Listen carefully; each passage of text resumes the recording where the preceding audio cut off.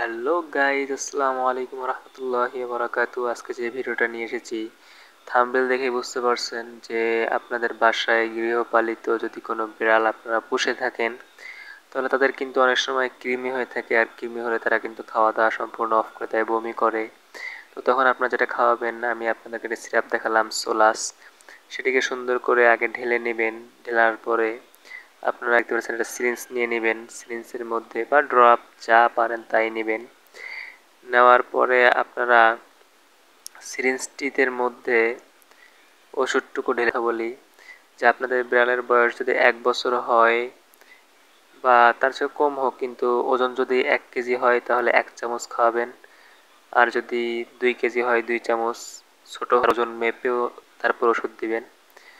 তো গাইস, আমি ডাক্তারের কাছ থেকে এটা জেনে আসছি, তো আপনারাও আপনাদের নিকটস্থ ডাক্তারের কাছ থেকে জেনে নেবেন যে কতটুকু।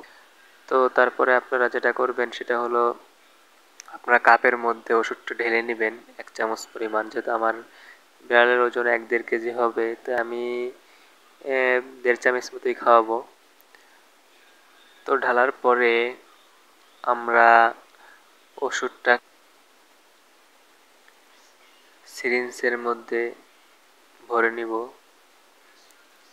দেখতে পাচ্ছেন সিরিঞ্জের মধ্যে ভরে নিছি। সিরিঞ্জের মধ্যে ভরে নেওয়ার পর এবারে বিড়ালকে ঠেসে ধরতে হবে, কায়দা করে আরেকজনকে ধরতে বলবেন। তারপরে সিরিঞ্জটি মুখের মধ্যে ঢুকিয়ে দিয়ে চাপ দিবেন যেন গলা পর্যন্ত ওষুধটি পৌঁছে যায়। তো গাইস, এই পর্যন্ত ছিল আজকের ভিডিও। এই সম্পূর্ণ ওষুধটাকে খাইয়ে ফেলবেন। তারপরে দেখবেন কয়েকদিন অরুচি থাকবে, বিড়াল খেতে চাইবে না, তারপর আস্তে আস্তে আবার। তো এই ভিডিওটি দেখে আপনারা তো বুঝতে পারছেন যে কিভাবে আপনারা বিড়ালকে খাওয়াবেন ওষুধ। পর্যন্ত আজকের ভিডিও। আল্লাহ হাফেজ। দোয়া করবেন, সুস্থ থাকবেন, ভালো থাকবেন। পরবর্তী ভিডিও পাওয়ার জন্য, নতুন ভিডিও